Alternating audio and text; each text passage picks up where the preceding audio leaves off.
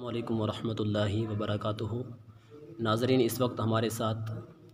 Channel Altaf رضا طاری official پہ مولانا محمد علی رضا صاحب،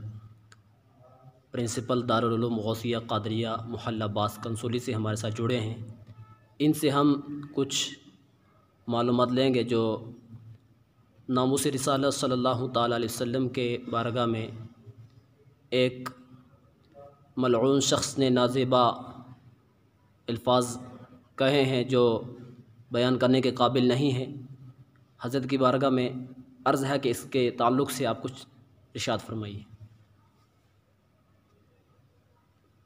برادران اسلام، ناظرین،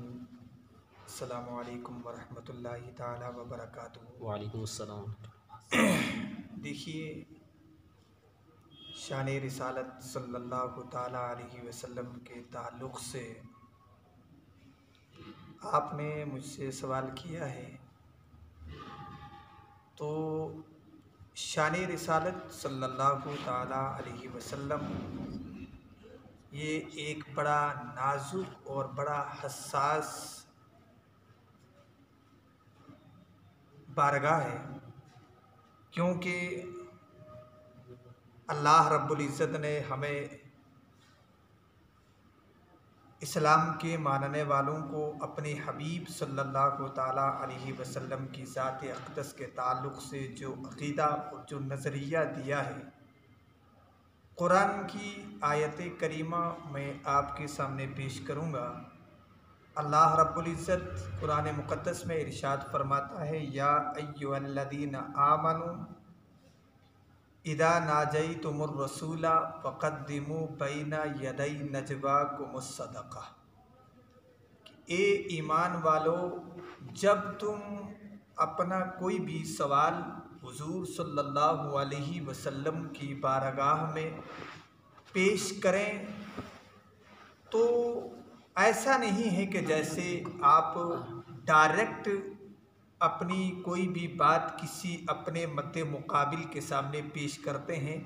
ایسے ہی آپ کو اپنی بات بارگاہ رسول میں ڈائریکٹ پیش نہ کریں،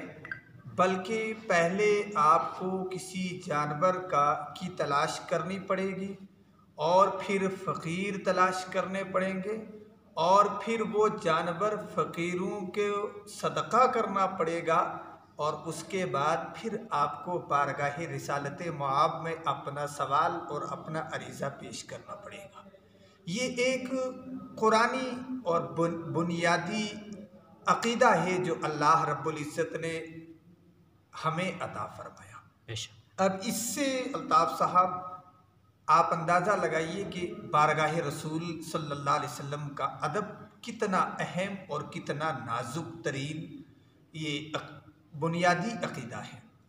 اب اس کے تعلق سے آپ خود ہی جانتے ہیں کہ ایک حقیقت مسلمہ ہے کہ بارگاہ رسالت صلی اللہ علیہ وسلم میں ادنا سی بھی کوئی گستاخی کرتا ہو تو وہ کسی بھی دور میں، چاہے وہ دور صحابہ ہو، چاہے وہ دور نبوی ہو، وہ زندہ نہیں رہا ہے۔ اور الحمدللہ آپ دیکھتے ہیں کہ حضور صلی اللہ علیہ وسلم کے زمانے اقدس میں بھی جب کوئی انبیاء کرام علیہ الصلاۃ والتسلیم کی شان میں گستاخی کرتا تھا تو اسے زندہ رہنے نہیں دیا جاتا تھا، اور بہت سارے عشاق رسول نے ایسے گستاخوں کو جو ہے کہ کیفر کردار تک بھی پہنچایا ہے۔ اب اسی مسئلے کو لے کر کے آج میں آپ کی بارگاہ میں بڑی اہم اور ایک ذمہ داری سمجھتے ہوئے یہ بات پیش کروں گا کہ ابھی حالیہ 2-3 روز قبل ضلع ریاسی میں ایک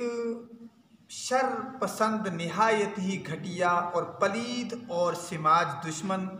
شخص نے بارگاہ رسالت معاب صلی اللہ علیہ وسلم میں جو نازیبا کلمات استعمال کیے ہیں، ہم تمام تر علماء کرام اور عوام اہل سنت ضلع ریاسی اور ضلع ریاسی کے گرد و نواح کی جو عوام ہے اس کی پرشدید الفاظ میں مذمت کرتے ہیں۔ اور ایسے شرپسند عناصر کے خلاف ہم حکومت وقت سے یہ مطالبہ کرتے ہیں کہ ایسے افراد کے تعلق سے کوئی ایسا قانون بنایا جائے کہ جس قانون کے زمرے میں ایسا شخص جیل کی سلاخوں کے پیچھے نظر آئے، کیونکہ ایسے فرقہ وارانہ گفتگو سے ایک کسی بھی کمیونٹی کے ساتھ اس کا تعلق کیوں نہ ہو، ان کے دلوں میں ایک زخم پیدا ہوتے ہیں۔ تو ہمارا حکومت وقت سے یہ مطالبہ ہے کہ توہین رسالت کی سزا کے لیے کوئی ایسا عملی قانون بنایا جائے جس قانون کے کٹہرے میں ایسا کوئی بھی شخص جو گستاخی کرے تاکہ وہ جیل کی سلاخوں کے ساتھ ہمیں نظر آئے۔ اور دوسری بات یہ ہے کہ ہمارا حکومت وقت سے یہ بھی مطالبہ ہے کہ ایسے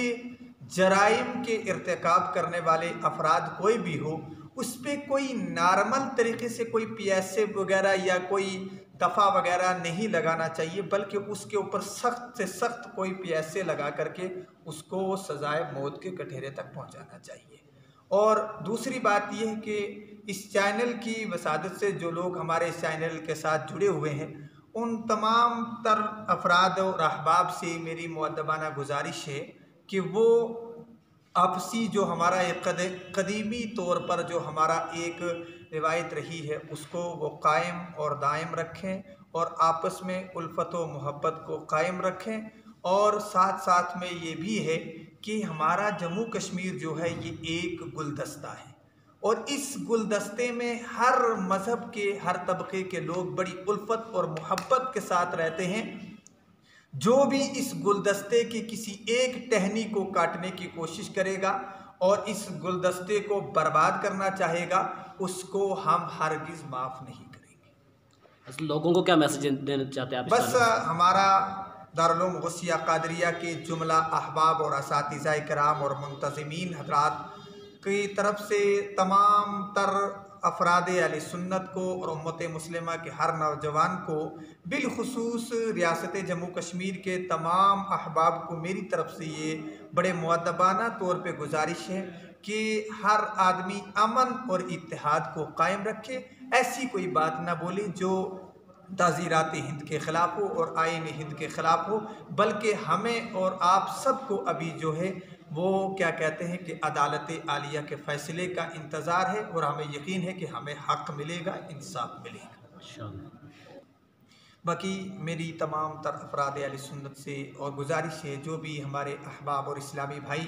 اس چینل کو دیکھتے ہیں، میری ان سے گزارش ہے کہ وہ جب بھی اس چینل کو دیکھیں اور اس چینل کے ساتھ جڑیں تو الطاف رضا عطاری